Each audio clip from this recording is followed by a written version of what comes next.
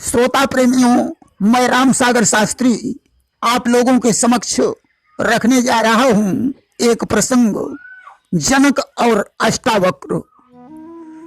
देखिए, राजा इक्ष्वाकु के एक पुत्र निमि हुए। एक बार उन्होंने वशिष्ठ जी से यज्ञ कराने के लिए कहा। उसी दिन देवराज इंद्र के यहाँ भी यज्ञ होना था। अस्तु वशिष्ठ जी ने निमि से कहा कि इंद्र का यज्ञ कराने के पश्चात मैं तुम्हारा यज्ञ करा दूंगा। वशिष्ठ जी इंद्रलोक को चले गए और इधर रानी के आग्रह से निमि ने गौतम ऋषि को पुरोहित बनाकर यज्ञ आरंभ करवा दिया। उसी समय वशिष्ठ जी आ गए। उन्होंने दूसरे पुरोहित को यज्ञ कराते हुए देखा। उन्हें क्रोध आ गया। उन्होंने निमि से कहा कि राजन, तूने मेरा बहुत बड़ा अपमान किया है, इसलिए मैं तुझे श्राप देता हूं, तेरा यह शरीर छूट जाए।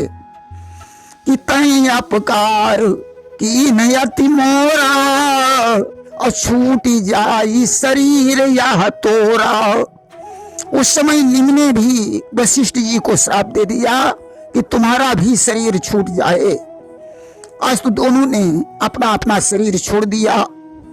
कुछ समय के पश्चात उर्वशी अप्सरा को देखकर विश्वामित्र का शुक्र स्क्रंदन हुआ, जिसे घड़े में रखने से वशिष्ठ और अगस्त्य की उत्पत्ति हुई, यानी इनका पुनर्जन्म हुआ। और राजा निमि का क्या हुआ? देखिए, गौतम आदि ऋषियों ने निमि को जीवित करने के लिए फिर यज्ञ किया। देवताओं ने यज्ञ से प्रसन्न होकर गौतम से पूछा कि आप क्या चाहते हो। गौतम ने देवताओं से कहा कि आप ऐसी कृपा करें कि मेरा यजमान जीवित हो जाए।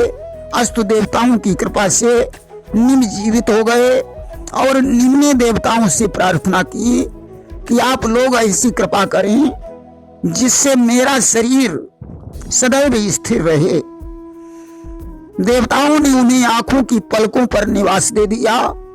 इसके बाद ऋषियों ने उनके मृतक शरीर का मंथन करके एक सुंदर बालक उत्पन्न किया, जिसने मिथिला बसाई।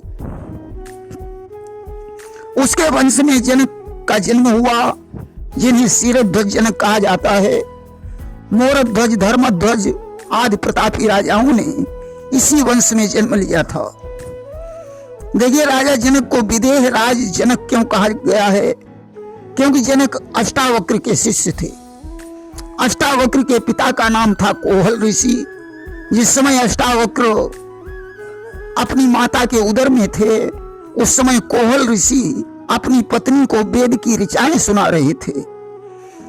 दैव योग से एक दिन एक ऋचा गलत हो गई।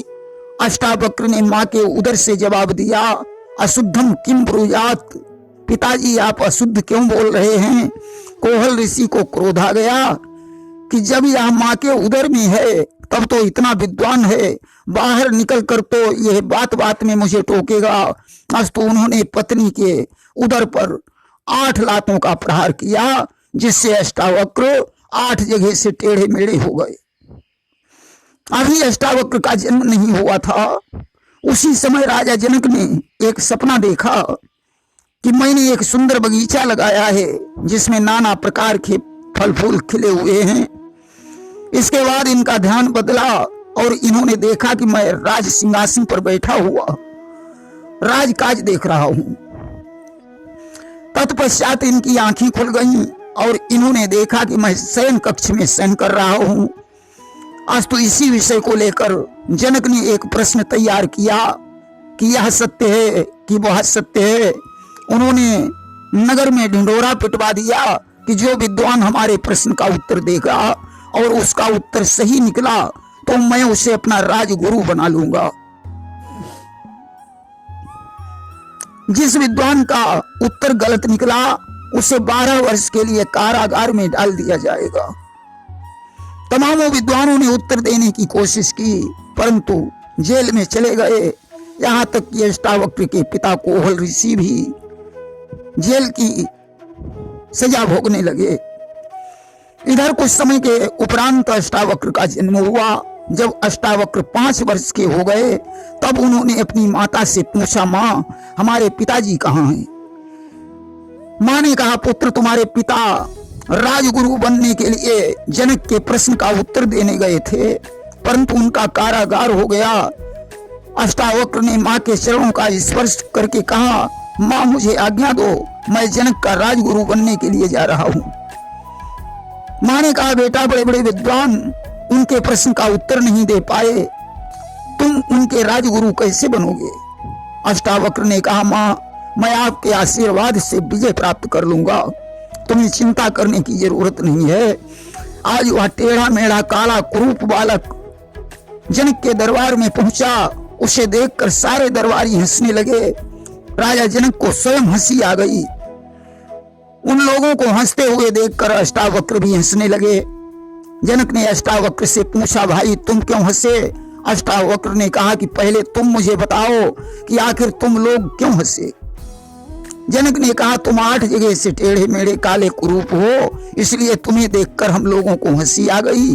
अष्टावक्र ने कहा, मुझे इस बात पर हंसी आई कि यहाँ पर गुणों की कीमत कोई जानने वाला नहीं है, सभी चमड़ी की पहचान करने वाले लोग बैठे हैं कि चमड़ी की पहचान, यहाँ इंसान की कीमत कोई नहीं, बच के निकल जाए इस बस्ती में करता मोहब्बत कोई नहीं। अब तो दरबारियों के सहित राजा जनक खामोश हो गए। अष्टावक्र आगे बढ़े और उछलकर राजगुरु वाले सिंहासन पर बैठ गए। उन्होंने कहा, जनक मैं तेरा राजगुरु बनने के लिए आया हूं। जनक ने कहा, महाराज राजगुरु बनने से पहले मेरे प्रश्न का उत्तर देना होगा। अष्टावक्र ने कहा, मैं तेरे प्रश्न का उत्तर भी दूंगा, परंतु मुझे प्यास लगी है, इसलिए पहले थोड़ा जल पिला, इसके बाद अपना प्रश्न पूछ। जनक ने एक सेवक से कहा, जाओ 1 लोटा जल महाराज जी के लिए ले आओ।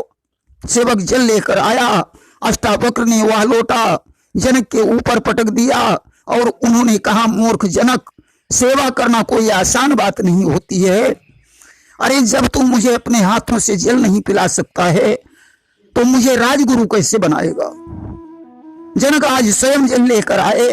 अष्टावक्र ने जल पिया और बोले, राजन अब तुम अपना प्रश्न पूछ। जनक ने कहा, महाराज यह सत्य है कि वह सत्य है? अष्टावक्र ने कहा, मूर्ख जनक, पहले प्रश्न पूछने का तरीका सीख ले, हाथ जोड़कर मेरे सामने खड़ा हो जा और तब अपना प्रश्न पूछ। जनक ने हाथ जोड़कर कहा, महाराज यह सत्य है कि वह सत्य है? अष्टावक्र ने कहा, राजन तू पहले भी सपना देख रहा था और अब भी सपना देख रहा है, इसलिए न यह सत्य है न वह सत्य है। सत्य है तो सिर्फ ईश्वर का नाम सत्य है। देहेस्तिमान सुरुधिरे भिमतिम त्यजेत्वम जाया सुता सदा ममताम विमुंच पश्यानि समजगदिदम क्षणभंग निष्ठम वैराग्य राग रसिको भव भक्ति निष्ठा असारम निदम खलु संसारम। यह सारा संसार ही ये सार है। ये भी ठीक उसी स्वप्न के समान है, इसलिए न स्वप्न की बात सत्य है और न जो तू अब देख रहा है वह सत्य है। जनक ने उसी समय चरणों में गिरकर अष्टावक्र को प्रणाम किया और अपना राजगुरु स्वीकार कर लिया। अष्टावक्र ने जनक को आदेश दिया कि जेल खाने से सभी विद्वानों को बंदी विमुक्त कर दो। राजा जनक ने सभी विद्वानों को जेल से बाहर कर दिया। कोवल ऋषि अपने पुत्र को पहचान नहीं पाए। उन्होंने अष्टावक्र को धन्यवाद दिया और घर चले गए। अब अष्टावक्र ने जनक से कहा, राजन इस राजपाट को अभी छोड़ दे, घोड़े की लगाम पकड़ और चल मेरे साथ। आज जनक को एक जंगल में ले आए। कहा, घोड़े की लगाम पकड़े हुए एक पैर से खड़ा रहे। एक दीपक जलाकर जनक के दाहिने हाथ पर रख दिया और कहा, इस दीपक की तरफ देखते रहना, दीपक बुझना नहीं चाहिए। जब तक मैं लौट कर ना आऊं तब तक मेरा इंतजार करना। इतना करने के पश्चात अष्टावक्र वहां से चले गए। राजा इस तरीके से कई दिनों तक खड़ा रहा। अष्टावक्र जब लौट कर आए तब तक जनक विदेह बन चुके थे। उन्हें अपने शरीर का भान ही नहीं रह गया था। अष्टावक्र ने कहा, राजन आंखें खोल, तेरी परीक्षा पूर्ण हो चुकी है। अभी तक तू जनक रहा, आज से तू विदेहराज जनक कहा जाएगा। इस तरीके से राजा जनक विदेह बने। इनका विवाह सुनैना के साथ हुआ था। जनक जी पूर्व जन्म में हरदेव नाम के ब्राह्मण थे। इनकी पत्नी का नाम कनकलता था। इन्होंने तपस्या करके भगवान विष्णु से लक्ष्मी जैसी कन्या और विष्णु के जैसा दामाद मांगा था। इसलिए हरदेव जनक बने और उनकी पत्नी कनकलता सुनैना बनी। जनक जी परम विद्वान थे। एक बार भगवान शंकर की सभा में रावण शास्त्रार्थ में जनक से हार गया। जो रावण इतना बड़ा विद्वान था वह शास्त्रार्थ में जनक से हार गया कि एक समय श्रुतिवादी मझारा और रावण रहा जनक ते हारा। इसलिए वह जनक पर क्रोधित रहने लगा। रावण ने एक दिन दूतों को भेजकर संतों से कर मंगाया। कर न मिलने पर उसने उनके खून से घड़ा भर लिया। तब संतों ने रावण को श्राप दे दिया कि दीन श्राप मुनि करी विश्वासा और या घट करई निशाचर नासा, कि इस घड़े से ही निशाचरों का नाश हो जाएगा। रावण ने उस घड़े को जनक के राज्य में गड़वा दिया, जहां 12 वर्ष का अकाल पड़ गया। राजा और रानी ने सोने का हल चलाया। हल के फाल से एक घड़े में से सुंदर कन्या निकली। जनक ने उस लक्ष्मी स्वरूपा कन्या का नाम सीता रख दिया। परशुराम के आश्रम पर सीता जी की शिक्षा दीक्षा संपन्न हुई। जनक के महलों में शंकर जी का एक विशाल धनुष रखा हुआ था। सीता जी ने उस धनुष को एक दिन खेल खेल में उठा लिया।